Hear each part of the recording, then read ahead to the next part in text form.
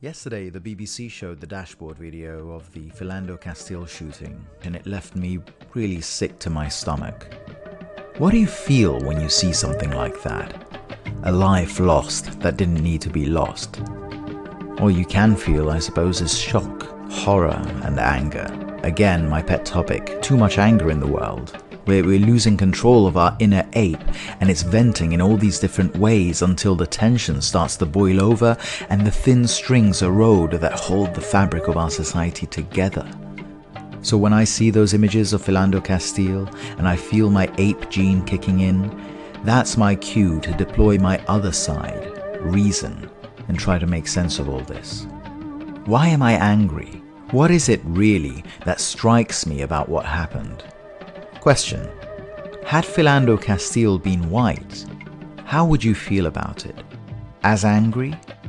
No, I don't think so. But still horrified, right? Why? In a word, unfairness. That's what's shocking about what happened. The idea that you could just be doing your thing, playing by the rules, and still get killed by someone who's meant to protect you. That life or death have nothing to do with how you behave. You don't reap what you sow. It's just random. You have no control over your life. That's what's shocking. This new reminder that life isn't fair. So this anger, it's there. We still feel it, whether or not it's about race. You might object, but we all know that had Philando Castile been white, it wouldn't have happened. No, we don't know that. Nobody knows what would have happened had Philando Castile been white, because it didn't happen.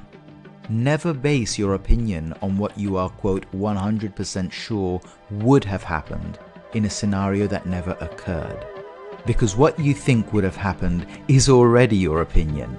It's based on how you feel, so effectively you're just projecting what you already believe and then using that projection to justify your opinion as valid. It's a logical fallacy. At best, you can have a feeling about what might have happened. But if you want to make the fictional scenario relevant, then maybe we can look at statistics. In 2015, there were 987 victims shot dead by police. Of these, over 50% were white. 26% were black. In 2017, 460 people have already been killed by police. 209 of these, almost half, were white, and 112 of these, that's under a quarter, were black. So no, and listen, I know this is uncomfortable, but black people are not killed by police more frequently. In fact, it's far less frequent. But then, why do we feel this racial anger when these things happen, even if the stats don't justify it? Because incidents like the Philando Castile shooting, they feed into another anger about something different, and it's something that is real and that is borne out by statistics. That there is a history of oppression in America. This feeling I hear from black people I talk to that they can't go for an evening jog without being stopped and questioned by the police. Is he a criminal?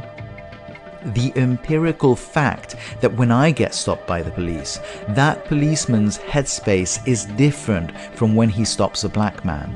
And that means my headspace is also totally different from a black person's headspace in that same situation. It's literally an entirely different situation we're in. That's what people are really angry about. But we can't mix it in with the Philando Castile type incidents. Because even if these incidents are on the same spectrum, they are such extreme cases, so far down one end of the spectrum, that basing our response on those instances is like protesting against Muslims because of terror attacks. These type of police shootings, just like terror attacks, are shocking stories, and they cut us deep because it hurts and it's ugly where we are in the world, and it's just so unfair. I could get stopped by a stressed out cop having a bad day. I could be going to the wrong concert when a suicide bomber attacks, and we've done nothing wrong, but we could die. But while we should shed a tear for the victims of these instances, we should then let go of the anger and instead turn it into focus so that we can come together and fix the root problems that cause these types of incidents where innocents get killed for no reason.